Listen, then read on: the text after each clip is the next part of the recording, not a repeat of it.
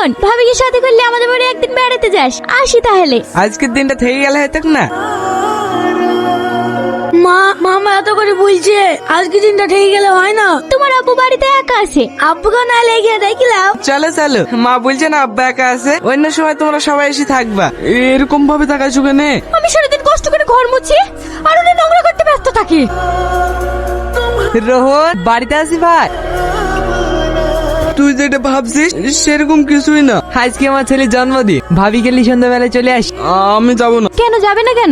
ওইখানে গিয়ে যদি জামা কাপড়ে দাগ লেগে যায় তখন আবার তুমি আমাকে বইকবা। তোমাকে যেতে হবে মানে যেতে হবে।